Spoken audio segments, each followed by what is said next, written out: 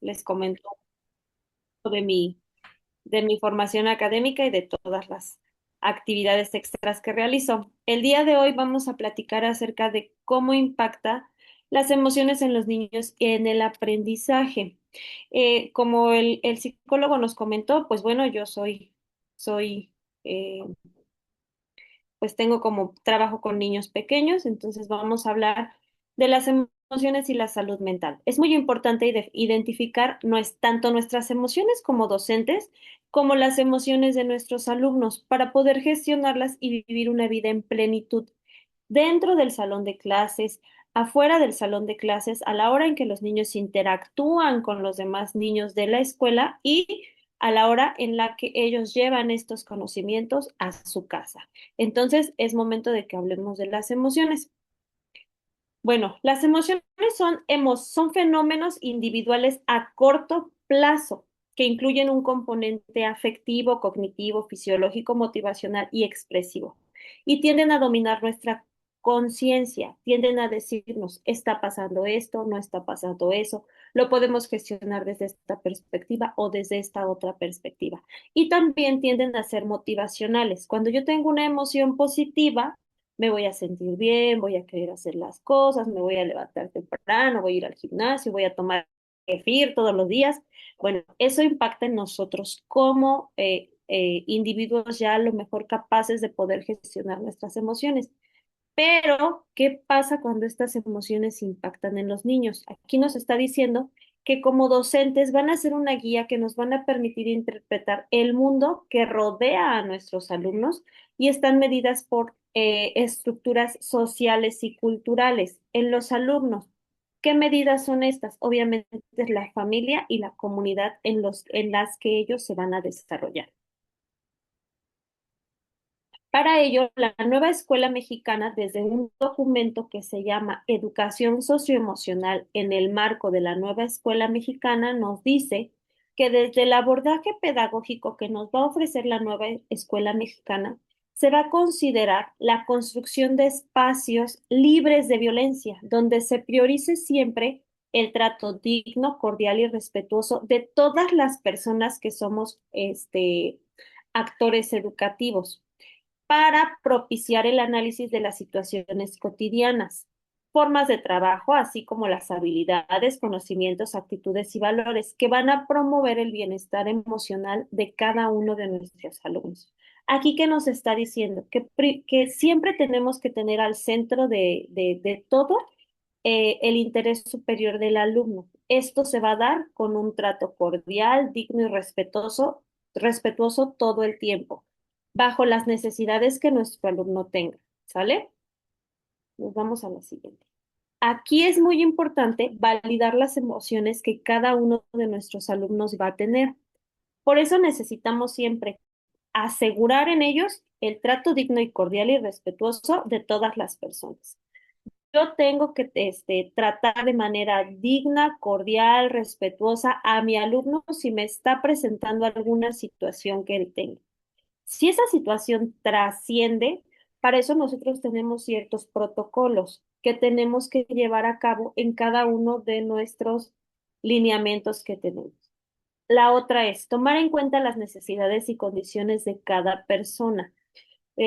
Ahorita tenemos que recibir a los alumnos bajo cualquier limitante que tengan o discapacidad, ya sea intelectual o motriz dentro de nuestras escuelas. Y aquí tomamos en cuenta esas necesidades para ellos. Y también construir un ambiente seguro y de confianza en el aula, en donde el niño se sienta cómodo de poder expresarme qué es lo que está viviendo en casa o dentro del salón de clases o dentro de la comunidad escolar, o si no se siente a lo mejor con tanta seguridad hacia mi persona, yo debo de construir un ambiente para que el alumno se dé a la apertura de todo esto y respetar y favorecer que niños, niñas y adolescentes valoren las formas de ser, pensar, actuar de cada uno de nuestros alumnos. Entre ellos tiene que haber un respeto.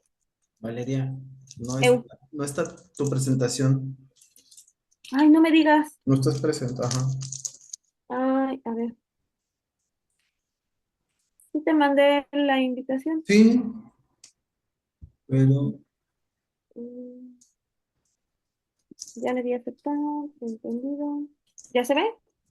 no. ¿No? Mm, A ver, ahí ya se Ahí ve. está. Hey, Bueno, esta fue la primer diapositiva, las emociones y la salud mental. Nos fuimos a la introducción que nos dio, donde les decía que teníamos que tener muy en cuenta que incluye un componente afectivo, cognitivo, fisiológico, motivacional y expresivo, que son las emociones que nuestros niños van a desarrollar. Y aquí les comentaba que la nueva escuela mexicana tenemos un documento que se llama, son cuadernos de apoyo curricular para la práctica docente. Este cuadernillo se llama Educación Socioemocional en el marco de la nueva escuela mexicana. Posteriormente, al terminar la conferencia, yo le hago llegar el documento como tal a al grupo para que lo tengamos todo, ¿vale? Bueno, me quedé aquí. Vamos a validar las emociones de cada uno de nuestros alumnos y conocernos. Esto contribuye al desarrollo de la personalidad, la confianza, el bienestar emocional, así como al eliminar expresiones de exclusión, discriminación y estereotipos entre cada uno de nuestros alumnos. ¿Por qué nuestros alumnos se tienen que conocer y tienen que tener un buen entorno dentro del salón de clases? Porque de esta manera ellos van a poder interactuar y van a poder resolver entre ellos mismos las dudas que tengan. A veces es más fácil que entre ellos se pregunten, ¿cómo le hiciste? Para poder resolver algo y entre ellos se dan ese apoyo. Sin embargo, si no existe esa confianza, ese bienestar emocional, ese buen ambiente dentro del grupo, pues todo esto se vuelve una limitante. ¿Qué función tienen los estados de ánimo dentro del aula y dentro del aprendizaje de los niños? Bueno, estos estados de ánimo van a ser positivos o negativos. Más adelante viene la explicación con un diagrama, pero bueno, positivos son cuando el alumno se siente seguro de lo que yo le estoy explicando. Cuando yo como docente pude crear un andamiaje de su aprendizaje previo, cuando puedo partir de su conocimiento y puedo decirle, mira, este es el nivel en el que estamos, vamos a subir a este. Y el alumno se siente con la seguridad de que lo aprendido anteriormente actualmente le va a servir.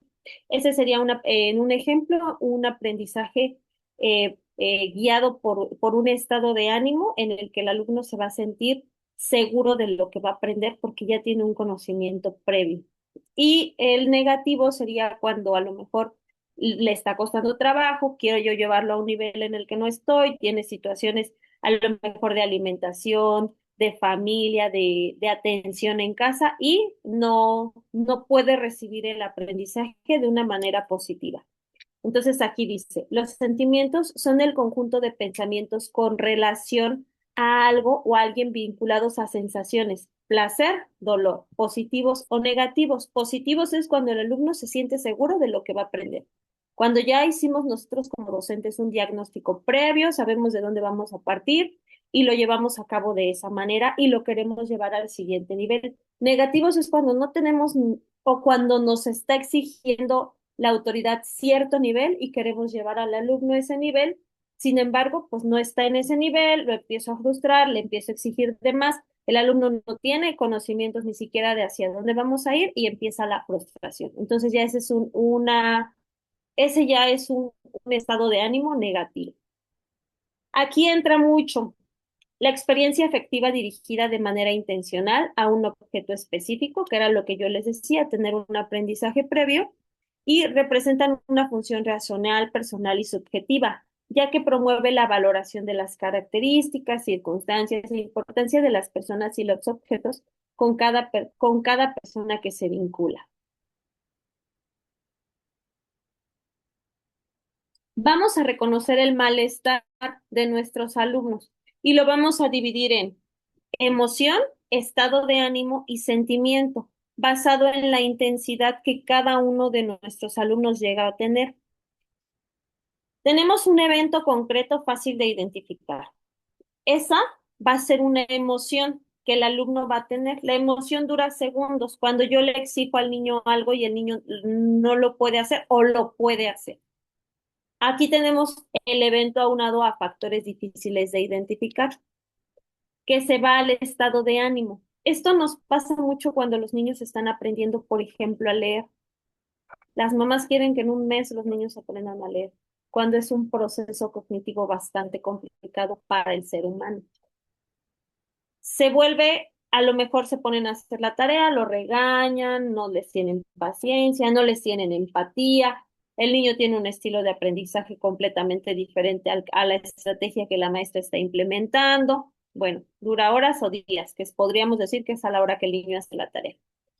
Pero esto se puede ir a un sentimiento. El niño ya no quiere, empieza a rechazarlo, lo empieza a ver como una emoción negativa, en la que ya no le interesa, ya no se siente atraído, la estrategia de la maestra ya no le gusta. Y bueno, empieza la emoción a convertirse en un estado de ánimo constante. Y ese estado de ánimo constante después se vuelve un sentimiento. Al niño ya no le gusta ir a la escuela, el niño ya no está interactuando con la maestra le cae mal, no se lleva bien con sus compañeros, empieza a ver que algunos empiezan a despegar y él no, y aquí tenemos diferentes emociones, tanto emociones como estados de ánimo.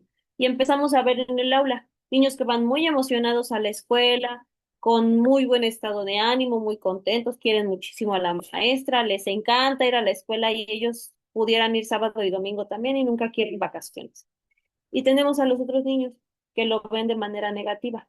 No les da emoción, no se quieren parar temprano para ir a la escuela, van con un estado de ánimo siempre enojados, son agresivos, empiezan a tener rezago escolar, rezago académico y el sentimiento siempre es de rechazo. ¿Sale? Hasta aquí. ¿Tenemos dudas, sugerencias, comentarios? No. Bueno, los pensamientos son una parte importante que nos van a influir en esto. Esta experiencia afectiva se relaciona con el estado o disposición del cuerpo para hacer algo. No lo quiero hacer, no me dan ganas, empiezo a tener negatividad. Sí lo quiero hacer, son los niños que participan, que quieren leer los honores, participar en las efemérides. La cual es intencional, está dirigida a un objeto o persona específico y es de diferente sensación, positiva, negativa. La emoción es pública, la emoción es pública, siempre se va a expresar, pero el sentimiento es privado. Aquí es donde nosotros como docentes tenemos que empezar a identificar a nuestros niños que tenemos ya con un sentimiento diferido y en el que el niño ya no quiere trabajar. Aquí es nosotros como docentes tenemos que, como se los decía anteriormente, priorizar siempre el interés superior de la niñez. La nueva escuela mexicana nos lo dice, nadie se queda fuera, nadie se queda dentro. ¿Sale?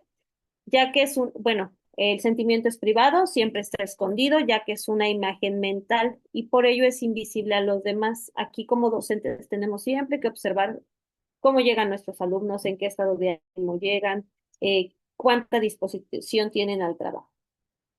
La emoción favorece que los organismos respondan de forma afectiva e inmediata a las circunstancias favorables o desfavorables de la vida.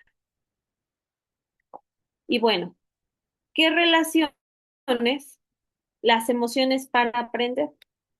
Ahora sí, si un estudiante se siente seguro en el dominio de un material, que era lo que yo les comentaba anteriormente, y lo percibe interesante, tenderá a tener emociones positivas como el disfrute. Empieza a gustarle la lectura, le empiezan a llamar la atención los cuentos, empiezan a querer trabajar. De no ser así, es posible que emerjan emociones como la ira y la frustración. Ya no quiero ir a la escuela, no sé, no puedo. Y esta emoción empieza a impactar tanto en su personalidad como en su estado de ánimo, como en la seguridad que el alumno tiene. Ya no quiero ir a la escuela, no sé, no puedo, mamá se enoja, no quiero hacer la tarea, es un dolor de cabeza, este, nunca voy a participar en la escolta, no puedo, ¿sale? A diferencia de los niños que siempre tienen el apoyo y el dominio del material y lo perciben de manera interesante. Como les decía, las tenemos positivas. Las emociones positivas emergen de una influencia en el aprendizaje por actividades de logro en la resolución de problemas de orden cognitivo. Aquí entra mucho yo les pongo el ejemplo de, a lo mejor, de la primaria, porque pues es el área en el que yo me desempeño. Sin embargo, también he trabajado con chicos en la universidad y de repente a lo mejor alguna actividad muy de logro para los chicos en la universidad es ir avanzando en sus proyectos de investigación de tesis, ¿no? Como lo van viendo positivo, que van avanzando en sus proyectos, se van interesando por la investigación, van queriéndolo hacer, vamos trabajando conforme y de la mano con sus tutores y con sus lectores y van teniendo un avance. Son los chicos que logran terminar de manera positiva sus tesis. En la primaria es lo mismo. En la primaria, ¿en dónde podemos nosotros ver actividades de logro o reconocimientos de logro? ¿Cuál sería en la primaria el mayor reconocimiento de logro para un niño? ¿Alguien me lo puede decir?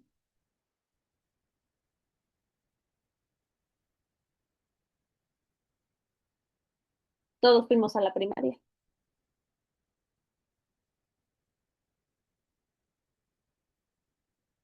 Bueno, participar en la escolta, salir en el cuadro de honor, que nos den un diploma. Ese sería una emoción o una actividad de logro.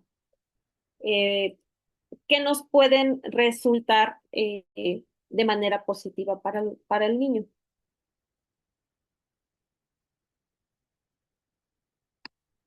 Las negativas en asignaturas como química, matemáticas, a lo mejor materias más concretas en las que aumenta el grado de dificultad y el nivel de la abstracción de los contenidos. Se encontró que el logro no solo depende de los factores cognitivos, sino también de las capacidades del estudiante de regular las emociones y de poder identificar qué es lo que sí puede hacer el alumno y qué no puede hacer. Entonces, como ya vimos, las vamos a tener positivas, negativas y siempre estas emociones van a influir en el aprendizaje y en el desarrollo cognitivo de cada uno de nuestros alumnos. Y bueno, en conclusión, las emociones y los sentimientos están estrechamente relacionadas a largo en un proceso continuo por el que tenemos a pensar en ellos como si fueran una sola cosa.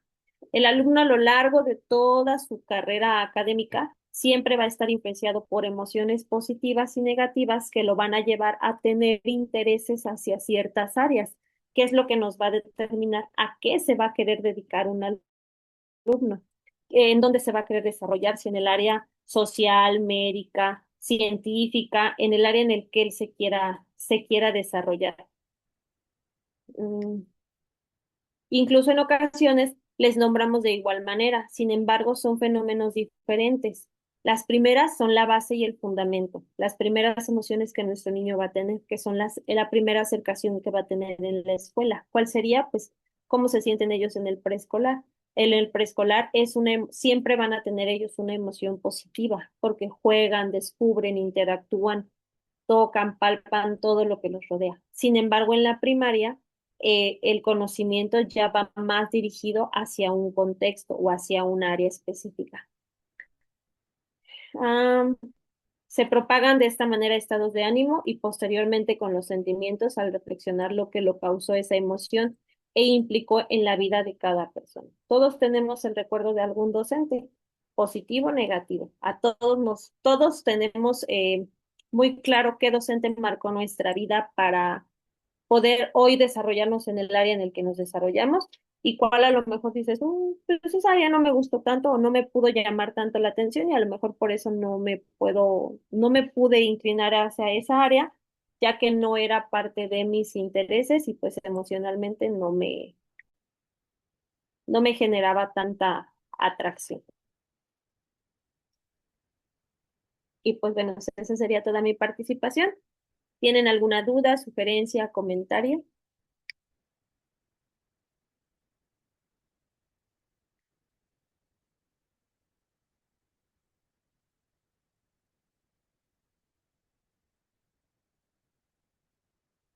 Cristóbal.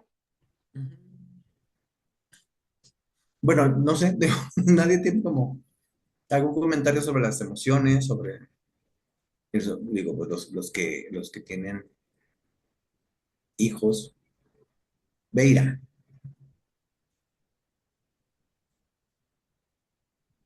Dígame, maestra.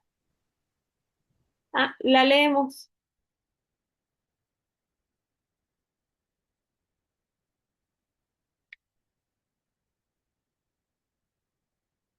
Bueno, esperamos la duda de la maestra. En lo posterior les hago llegar ay, en lo posterior les hago llegar la, el documento de donde extraje toda la información. Es un cuadernillo de la nueva escuela mexicana y pues podemos tener todos acceso a él.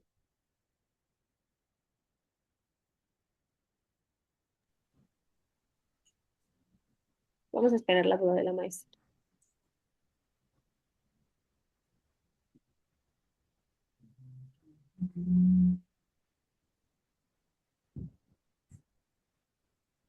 Dice, soy mamá y mi niño va a entrar a primaria. ¿Qué puedo esperar del cambio de preescolar a la escuela emocionalmente? Bueno, esto depende mucho de cómo usted empieza a trabajar con el niño. Yo le sugiero que siempre espere a la práctica que vaya a tener la docente de primero y cómo ella empiece a trabajar. Empiezan a tener rechazo los niños cuando la maestra tiene una estrategia de trabajo para la adquisición de la lectura y ustedes en casa les dan otra.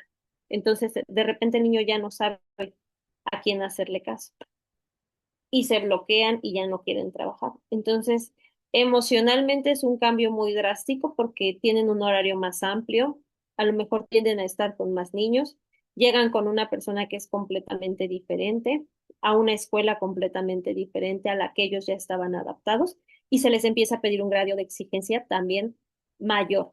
Entonces, vaya trabajando conforme de la mano de la maestra y la estrategia que la maestra vaya a tener para la adquisición de la lectura y van a poder avanzar de una muy buena manera.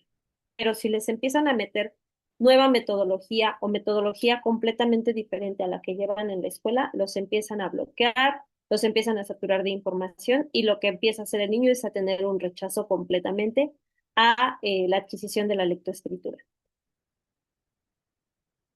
Entonces, pues mi consejo es que vaya trabajando de la mano de la maestra siempre. Bueno, sí, también, pero también es importante como plantearnos el contexto de lo real, Valeria, porque es cierto que así debería ser, ¿no? Como hacer el equipo, pero es que luego de repente parece que los maestros son como nuestros peores enemigos. Ah, sí, Ya sí hay pasa. escuelas donde ya te piden así como, es que ya va a entrar primero y todavía no lee, pues es que no está en su etapa de lectura, ¿no? Y es que ya tiene que saber escribir su nombre, y es que ya debe de saber contar no sé qué, y es que ya debe, y dices, ay, ¿y cómo le? O sea, pues no hay como manera, ¿no? Y entonces usted como papá le tiene que enseñar en su casa y tiene que hacer eso, y como que también es como, es que el niño no hace esto y tiene que aprender a hacer esto, y de repente los papás también se sienten como muy presionados de que pues hay otros niños y luego también hay unas mamás que están re locas y empiezan a decir, es que mi hijo ya a los 2 años ya leía y nos casi casi vuela y habla 20 idiomas y ya resuelve operaciones, no sé, ya estudia trigonometría y dices, híjoles, como que sí se vuelve como complicado para los papás de repente porque pues, a nosotros nos pasa cuando llegan los niños y llegan las mamás muy angustiadas. Es que mi hijo no hace todo lo que hacen los otros niños, que lo que dicen las Y sí mamás, ¿no? pasa, sí pasa. Y es lo que les comentaba, que tenemos la emoción positiva en la que el niño se siente motivado por querer ir a la escuela, por querer hacerlo, y la negativa en la que el niño dice, y mamá le empieza a decir, ¿no? Es que los otros niños ya leen, es que por qué no te apuras, es que trabaja, es que esto, es que la maestra tiene 42 niños y es muchísimo trabajo, entonces sí pasa. Es un proceso muy complicado para los niños el primer año de primaria y para ustedes como papás también, porque es trabajar con la empatía del niño y trabajar de la mano con la maestra. Y hay maestras que también el sistema nos exige, como docentes el sistema nos exige que en diciembre tenemos que tener a los 42 leyendo. Así como tú sube, baja, parte de cabeza, pero en diciembre a los 42 tienen que estar leyendo. Cuando hay niños que aprenden a leer en segundo grado, por ejemplo, y dentro de su proceso cognitivo mal no está. Sin embargo, en esto va mucho de la mano qué tanto administrativamente a nosotros como docentes nos exigen. Sí, bueno, y es cierto que a ustedes también sí les piden, pero se vuelve algo bien complicado. Y ahora, a mí me surge otra pregunta. Bueno, lo que acabas de decir es que no todos los niños se van a aprender al mismo ritmo. O sea, hay niños que aprenden a leer en segundo año, pero hay niños que aprenden a leer en la secundaria o no aprenden a leer. O no aprenden. Ah, O hay niños que aprenden a leer en 20 días. ah, ¿Y qué haces? O este, sea, son niños que ya aprendieron y que tú estás apenas despegando con los otros 38 y este niño aprendió en 20 días y después se aburre y ya no quiero y no me gusta y esto ya lo sé. ok. Oye, y a mí me surge una duda ahí. Por ejemplo, los niños que tienen algún trastorno del desarrollo o del aprendizaje, que además, bueno, cómo la nueva escuela mexicana los está integrando en estos espacios ahora sí, es que no quiero usar la palabra normales, pero bueno, en el sentido estadístico, o sea, como ahora también hay una inclusión y ahora también tú como maestra tienes que empezar a integrarlos de alguna manera y a diseñar estrategias para ellos también. O sea, cómo se enfrentan ahora los maestros ante esos nuevos retos. Pues tenemos un diseño curricular en el que tenemos que mostrar adaptaciones para poder trabajar con ellos.